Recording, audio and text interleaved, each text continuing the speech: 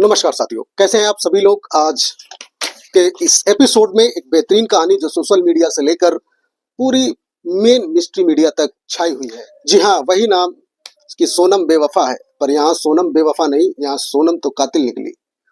तो दोस्तों बने रहिए हमारे वीडियो में। मैं हूँ पंकज कुमार।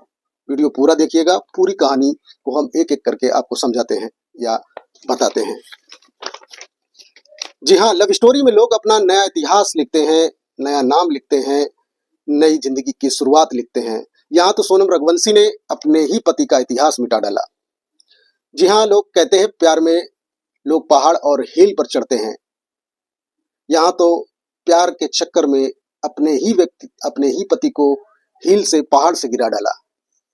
जी हाँ दोस्तों, राजा रघुवंशी और उसकी पत्नी सोनम रघुवंशी की ये अनसुनी कहानी जो कई महीनों से, कई दिनों से चर्चा का विषय बनी है। अभी तक इस पे कोई खुलासा नहीं हुआ था, अब हाल ही में कल परसों में इस पे खुलासा हुआ है। चलिए एक एक पर आपके बीच रखते हैं क्या है पूरी कहानी। बने रहिए हमारे साथ। सोनम रघुवंशी और राजा रघुवंशी दोनों इंदौर मध्य प्रदेश के निवासी हैं। जी हाँ दोस्तों, 11 मई 2025 की एक व्यवस्थित और परिवार की सहमति से दोनों ने विवाह किया। परिवार की पूरी मर्जी के साथ यह शादी दोनों परिवार की सहमति के साथ हुई और ऐसा कोई संकेत नहीं था कि दोनों के बीच किसी भी प्रकार की अनबन है या दोनों में किसी भी प्रकार का कोई तनाव है। और ऐसा माना जाता है कि 26 शादी के बाद 20 मई 2025 को यह जोड़ा अपने हनीमून के लिए रवाना होता है मेघालय के लिए। वहीं जहां हल्की बारिश और कभी तेज बारिश, कभी रिमझिम बारिश, तो कभी प्रकृति की सुंदरता और घाटियों में भरा हुआ पानी, वही मेघालय। उस मेघालय में जाने के बाद 23 मई यानी कि 20 तारीख के बाद 2 दिन बाद 23 मई को सोनम और राजा रघुवंशी मेघालय के सोहरा यानी कि चेरापूंजी में क्षेत्र से गायब हो जाते हैं। उनका किराए का स्कूटर सोहिरिम के पास एक कैफे के पास परित्यक्त अवस्था में मिलता है। 2 जून को राजा का शव मिलता है। उसके बाद मानो हड़कंप मच जाता है। मेघालय के वेन शोटांग फॉल्स के पास एक गहरी खाई में उसका शव मिला, जिसके सिर पर एक धारदार हथियार से चोट का निशान मिला। सोनम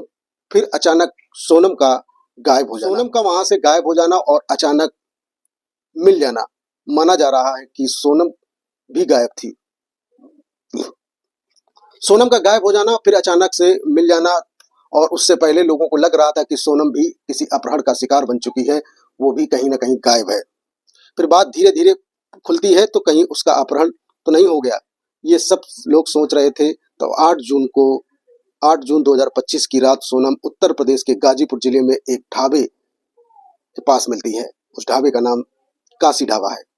जी हाँ दोस्तों, सोनम ने उस ढाबा मालिक से बात करती हैं और बात करने के बाद उस ढाबा मालिक का नाम है साहिल यादव।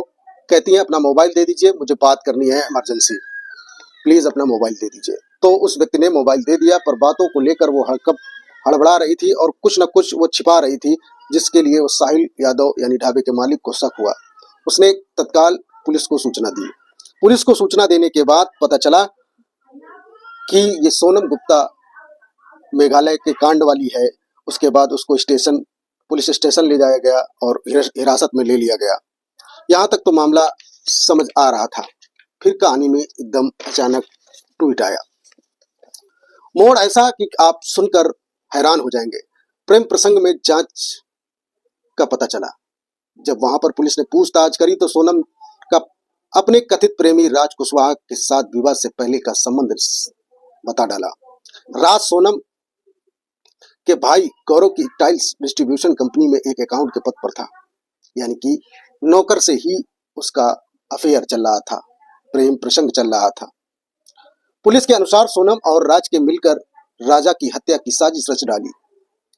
पुलिस की सूत्रों की माने तो सोनम ने 16 मई 2025 को शादी के केवल 5 दिन बाद ही राजा की हत्या की योजना बनाना शुरू कर दिया था। उसके बाद राज कुशवाहा के साथ मिलकर 3 किराए के हत्यारों को भी हायर किया। सोनम और प्रेमी राज और उसके 3 हत्यारे ने मिलकर मेघालय पहुंचकर राजा रघुवंशी की बेरहमी से हत्या कर दी और उसको एक पहाड़ी से खाई में फेंककर चारों निकल पड़े। वहां से निकलने के बाद पूरी इस घटना को एक अलग एंगल देने के लिए सोनम डट जाती है, लेकिन कहाँ, हाय रे विडंबना कि आज के समय में, इंटरनेट के समय में, 5G के समय में, और भारत की और उत्तर प्रदेश की और मेघालय की, क्या पूरे भारत की पुलिस जो इतना चाक चौबंद है, जिसने इनको सबको खंगाल डाला। खंगालने के बाद, पकड़ने के बाद कई आरोपी पकड़े गए, 4 अभी तक हिरासत में है, 1 फरार है।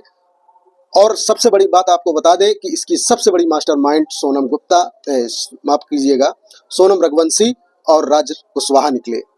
तो भैया हम कहते हैं कि हनीमून पर जाएं, लेकिन सोच समझकर बीवी के साथ लेकर जाते हैं तो एक काम जरूर कीजिएगा कि मोबाइल का सिम जरूर निकाल लीजिएगा। अगर ना सोनम लोकेशन शेयर करती, ना फोन करती, तो भाई साहब आज राजा रघुवंशी इस धरती पे जिंदा होता।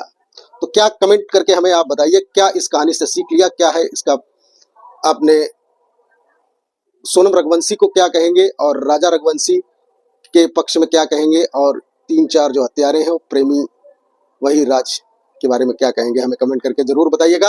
आपने हमें समय दिया, आप इसके लिए बहुत बहुत धन्यवाद। मिलते हैं अगली नई कहानी के साथ, तब तक के लिए नमस्कार, जय हिंद, जय भारत।